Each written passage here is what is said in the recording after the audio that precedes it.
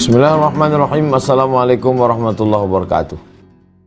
Alhamdulillah, wassalatu wassalamu ala rasulillah Sayyidina wa maulana Muhammad ibni Abdillah wa ala alihi wa sahbihi wa man tabi'ahu wa mawalah.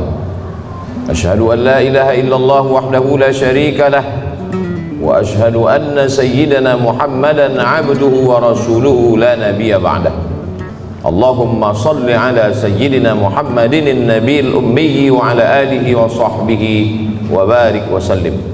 Qala Allah ta'ala fil Qur'anil azim wa huwa asdaqul qailin. A'udzu billahi minasy syaithanir rajim. Ya ayyuhalladzina amanu taqullaha haqqa tuqatih wa la tamutunna illa wa antum muslimun. Wa qala ta'ala fi ayatin ukhra. Ya ayyuhalladzina amanu taqullaha wa qulu qawlan sadida yuslih lakum a'malakum wa yaghfir lakum dhunubakum wa man yuti'illaha wa rasulahu faqad faza fawzan 'azima. Ibadallah, usikum wa nafsi bi taqwallahi wa ta'atihi faqad fazal muttaqun. Hadirin jamaah Jumat yang dimuliakan Allah Subhanahu wa taala.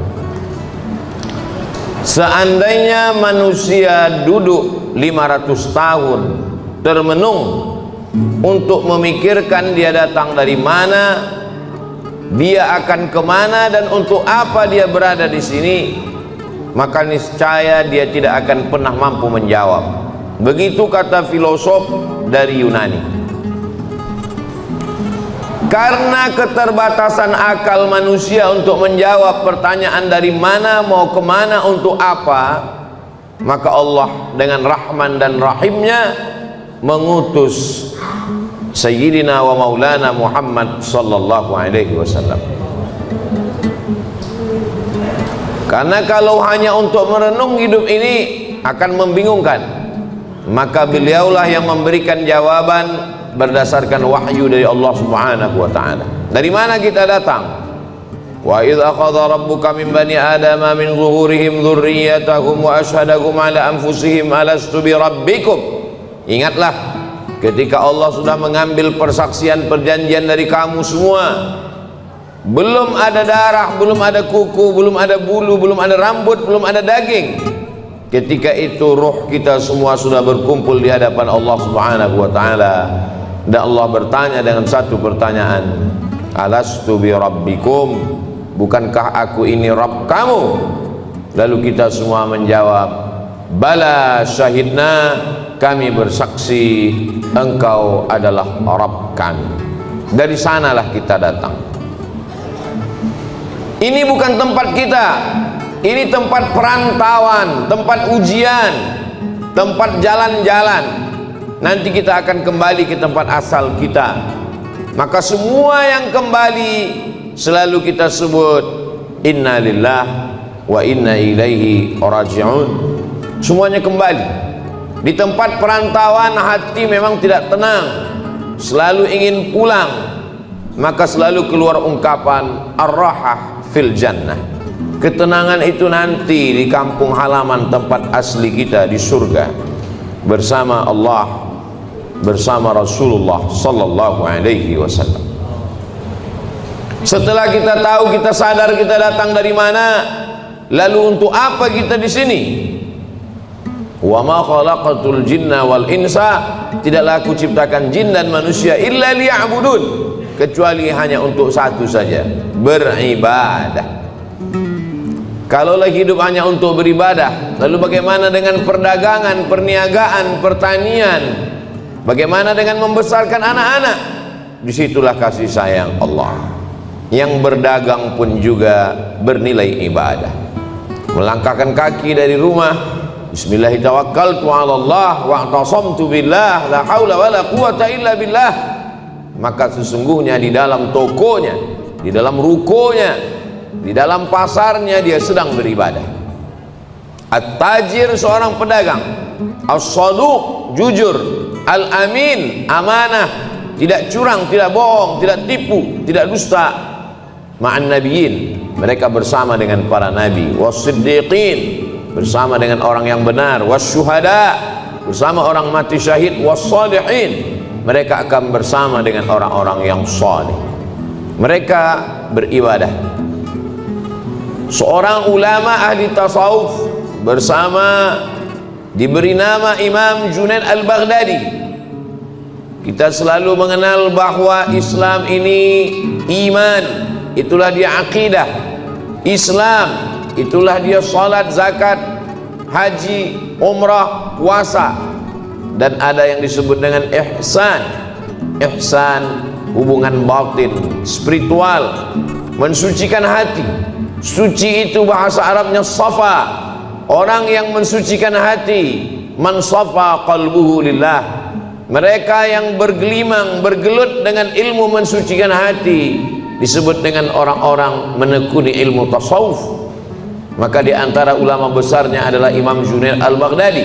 Imam Junaid Al-Baghdadi memiliki toko di pasar. Dia pagi datang membuka tokonya, ketika ada pembeli dia akad jual beli, ketika tidak ada pembeli dia sholat sunat, ketika sepi dia sholat sunat, ketika ramai dia tetap melayani, karena dua-duanya adalah ibadah. Setelah 400 rakaat dia tutup tokonya, dia pulang ke rumah. Sesuai antara dunianya hasanah, akhiratnya juga hasanah. Bagaimana dengan bercocok tanam, bertani? Idza waqa'at ala ahadikumul qiyamah, kalau hari kiamat sudah mau datang, wa fi yadihi fasilah, di tanganmu ada bibit korma, falyughrisha, tanamlah bibit korma. Kenapa? Karena kita tidak berpikir siapa yang akan memakan manis buahnya, siapa yang akan bernaung di bawah daunnya yang rimbun. Kita hanya berpikir bahwa kita sudah memakmurkan alam semesta dengan tanam-tanaman. Dosa bukan hanya zina, dosa bukan hanya khamar. Man qata'a sidratan, siapa yang memotong sebatang pohon sidir, sawwaballahu ra'sahu finnar, disungkurkan Allah kepalanya ke dalam api neraka. Begitulah Islam. Islam tidak hanya membatasi ibadah pada salat, rukun, syarat, wajib, sunat, sunan muakkad, itu ibadah mahdhah namanya. Tapi ada perbuatan-perbuatan yang kelihatannya bukan ibadah, tapi dia bernilai ibadah. Polisi, tentara, angkatan laut, darat dan udara, mereka sedang beribadah. Kalau mereka mati, matinya jihad fisabilillah, menjaga perbatasan negara, menjaga keutuhan negara, bagian dari ibadah dengan niatkan bismillah, dengan nama Allah. WC, toilet, bau busuk, jorok, najis, tempat setan, masuk ke dalamnya dengan berdoa, Allahumma inni a'udzubika minal khubuthi wal khaba'ith, maka ketika itu dilakukan, itu pun juga bernilai ibadah. Begitulah luasnya rahmat Allah Subhanahu wa ta'ala. Langkah kaki, hayunan tangan, kedipan mata, bisikan telinga, berapa darah yang dicuci buah pinggang, berapa nafas yang berhembus, berapa lintasan hati dan pikiran, kita mau semuanya itu bernilai ibadah kepada Allah Subhanahu wa ta'ala. Karena kita tidak diciptakan untuk apa-apa kecuali melainkan hanya beribadah. Itulah mengapa subuh kita katakan iyyaka na'budu, kepada Engkau kami beribadah. Tergelincir matahari kita lagi mengulang iyyaka na'budu. Condong matahari saat petang kita ulang lagi, tenggelam matahari kita ulang, sempurna gelap malam sholat isya, dan kita terbangun tahajud malam, kita katakan iyyaka na'budu, kami beribadah hanya kepada Engkau, tidak kepada lain. Karena memang tujuan hidup kita adalah ibadah. Bagaimana ibadah orang kaya? Dengan hartanya, bangun masjid, menyantuni anak yatim. Bagaimana dengan orang yang fakir miskin? Dengan sabarnya, dengan ridhanya, menerima takdir ketetapan Allah. Orang yang sakit pun beribadah, yang hari ini terbaring di ruang ICU, mereka sesungguhnya juga dengan sabarnya ibadah. Kalau sesuai keinginan kita dengan keinginan Allah, yang kita doakan, yang kita harapkan datang, Allah ingin kita bersyukur. Syukur adalah ibadah. La in syakartum la azidannakum. kalau tidak sesuai yang kita inginkan dengan yang datang, kita risau dan marah, maka kita dalam murka Allah. Ketika sesuai yang kita harapkan, Allah ingin kita bersyukur. Syukur adalah ibadah. Ketika tidak sesuai yang kita inginkan dengan kenyataan, Allah ingin kita bersabar. Dan sabar adalah ibadah tersempurna di antara semua ibadah. Maka Allah katakan, innama yuwaffas sabiruna ajrahum bighairi hisab. Orang-orang yang sabar balasannya paling sempurna, paling penuh, bighairi hisab, tidak dapat dihitung oleh hitungan manusia. Maka kalau kita lihat perjalanan nabi-nabi, ibadah mereka lebih banyak sabar daripada syukur. Nabi Ibrahim alaihissalam bersabar mendapati seorang ayah Azar pembuat berhala, bersabar terusir dari kaum penyembah bintang, bersabar dibakar oleh Namrus mengaku Tuhan, bersabar tidak punya anak 86 tahun baru dititipkan Ismail, bersabar ketika mesti terasing dengan anak, buah hati belayan jiwa, ditinggal di kota Makkah Al-Mukarramah, dia mesti kembali ke Palestina, bersabar ketika diminta Allah untuk berkurban seorang anak. Lebih banyak sabar daripada syukur. Man asyaddun nasi balaan, siapa orang yang paling kuat ujiannya ya Allah, ya Rasulullah? Rasul menjawab, orang yang paling kuat imannya, itulah yang paling keras ujiannya. Al-anbiya, para nabi-nabi, thummal amsal fal amsal, dan orang yang lebih kuat. Jadi ketika ujian datang silih berganti, hubungan kita dengan Allah kita bangun dengan husnuzan. Kalau dengan manusia saja kita bisa husnuzan, kenapa seorang anak buah diperintahkan untuk menunggu direktur atasan mampu menunggu sekian jam? Kenapa dia mampu menunggu? Hanya karena mengharapkan gaji bulanan, karena mengharapkan naik pangkat dan jabatan.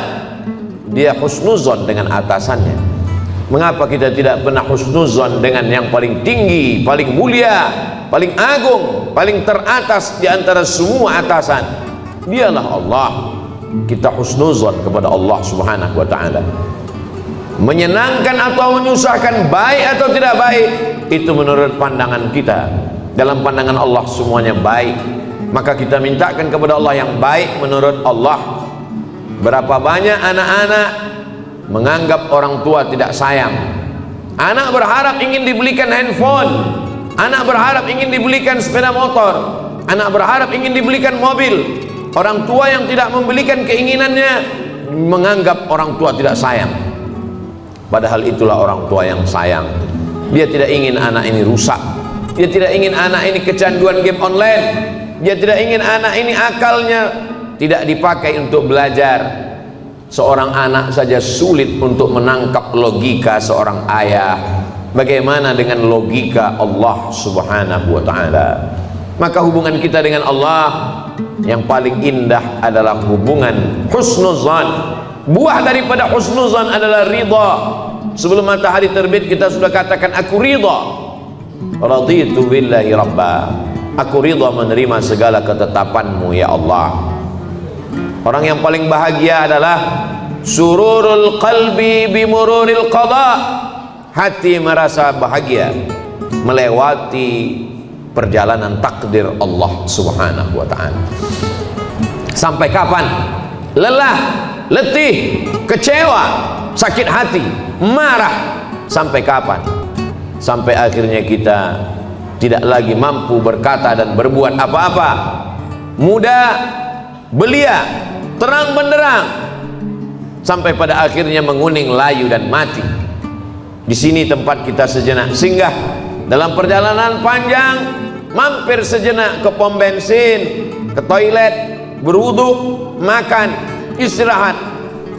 Setelah fresh, kita lanjutkan perjalanan. Perjalanan kita selanjutnya adalah kembali menghadap Allah.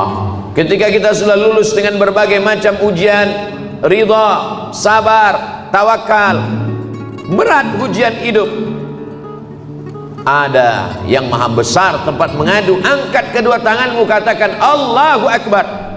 Besar ujian hidupmu, ada yang maha besar. Allahu Akbar, besar dosamu, ada yang ampunannya lebih luas. Dzunubi mithlu a'dadir rimali, dosaku sebanyak buih di lautan, sebanyak pasir di pantai, tapi ampunanmu lebih luas, lebih banyak lagi daripada itu ya Allah. Abu'u laka bi ni'matika alayya, aku datang menghadapmu membawa nikmatmu, nikmat mata, nikmat tenaga. Wa abu'u bi dzambi, tapi justru aku datang membalasnya dengan dosa-dosaku. Tapi aku yakin dan percaya Engkau mengampuni segala silap, salah dan dosa. Innallaha yaqbalu taubatal 'abdi qabla an yugharghir. Allah menerima taubat seorang hamba sampai kapan? Adakah batasan 40 tahun? Tidak ada. Sebelum ghargharah, sebelum sakratul maut, kembali ke jalan Allah. Ya ayyuhalladzina amanu, orang yang percaya bahwa dia akan kembali kepada Allah, hidup sejenak sementara. Man arafad dunya hanan alaihi, siapa yang kenal dunia maka ringan bagi dia menjalani hidup dunia. Dunia tak sampai setengah sayap nyamuk, dunia tak sampai setetes dari lautan samudera. Bagi yang dapat setetes jangan bangga, jangan bahagia, karena yang kau dapat hanya setetes. Bagi yang tidak dapat jangan kecewa, karena yang tidak kau dapatkan pun cuma hanya setetes. Masih ada lautan yang luas. Walal akhiratu khairul laka minal ula, akhirat lebih utama. Wal akhiratu khairu wa abqa, akhirat lebih baik, akhirat lebih kekal. Seorang penggali parit berkubang lumpur dari jam 7 pagi sampai jam 7 petang, gajinya dimakan, diambil oleh orang yang lebih berkuasa, yang lebih hebat. Kecewa, sakit hati, dia masih bisa tersenyum. Mengapa? Karena dia yakin ada akhirat. Malik yaumiddin, di sana ada keadilan, di sana akan ada perhitungan. Hatta yuqadus satul jalha, hatta yuqadus satul qarna, sampai-sampai kambing yang bertanduk akan dituntut oleh kambing yang tidak bertanduk. Begitulah keadilan Allah subhanahu wa ta'ala. Untuk apa ada akhirat? Bagi mereka yang A, tidak, T, keyakinan, is, orang yang meyakini tidak ada Tuhan, tidak ada malaikat, tidak ada akhirat, mereka akan stres, mereka akan depresi, mereka akan bunuh diri. Bagi mereka gedung yang tinggi puncak daripada penyelesaian segala masalah. Naik ke atas gedung, terjun ke bawah. Kalau dia bahagia, sebahagia-bahagianya, karena menurutnya dialah puncak kebahagiaan, tidak ada Tuhan. Kalau dia stres, susah, depresi, dia akan amat sangat menderita dalam hidup. Orang beriman, kalau dia sukses, kalau dia kaya, kalau dia berkuasa, maka dia akan berkata, hadza min fadli rabbi, ini karunia Tuhanku, liyabluwani, untuk menguji aku. Ashkur, apakah aku akan bersyukur, am akfur, atau aku akan kufur. Kalau dia sedang diuji, susah, sakit, menderita, dia tidak stres, dia tidak putus asa, karena itu hanyalah salah satu bagian dari cara Allah untuk menguji imannya. Untuk apa kita hidup sampai hari ini? Kenapa kawan kita, sahabat kita lebih muda, lebih sehat, lebih dulu mati daripada kita? Alladzi khalaqal mauta, Allah menciptakan mati, wal hayata, Allah menciptakan hidup, liyabluwakum ayyukum ahsanu amala. Allah menguji siapa yang paling baik amalnya, bukan yang paling tinggi jabatannya, bukan yang paling banyak hartanya, bukan yang paling ganteng wajahnya. Ayyukum ahsanu amala, siapa yang paling baik amalnya. Sampai pada akhirnya kita akan menghadap Allah. Allah mengundang, ya ayyatuhan nafsul mutmainnah, wahai jiwa yang tenang, irji'i ila rabbiki radiyatan mardiyah. Kembali, ini bukan tempat engkau, ini hanya tempat persinggahan. Kembali ke tempat yang lebih baik, lebih kekal, lebih abadi. Irji'i ila rabbiki radiyatan, engkau dalam keadaan ridha, mardiyah, dan Allah pun meridai engkau. Fadkhuli fi ibadi, masuklah ke dalam golongan hambaku. Wadkhuli jannati, masuklah ke dalam surgaku. Innal ladzina amanu, orang-orang yang percaya, tsumma istaqamu, kemudian mereka istiqamah, tatanazzalu alaihimul malaikah, turun malaikat kepada mereka. Apa kata malaikat? Allah takhafu, jangan takut, jangan takut dengan sakaratul maut, jangan takut. Wala tahzanu, jangan sedih, jangan cemas, Jangan sedih meninggalkan istri, anak, keluarga, kantor, kawan, sahabat. Jangan sedih. Setelah takutnya hilang, sedihnya terbang. Wa abshiru bil jannati allati kuntum tu'adun. Berbahagialah, engkau mendapatkan janji Allah. Dan Allah kalau sudah berjanji, innaka la tukhliful mi'ad, engkau tidak pernah ingkar janji. Semoga kita selalu dalam keadaan istiqamah iman dan Islam, bersabar dalam keadaan senang, kenyang, diberikan kekuatan dalam keadaan susah dan payah. Barakallahu li wa lakum fil Qur'anil azim wa nafa'ani wa iyyakum bima fihi minal ayati wa dzikril hakim wa taqabbala minni wa minkum tilawatahu innahu huwal ghafurur rahim.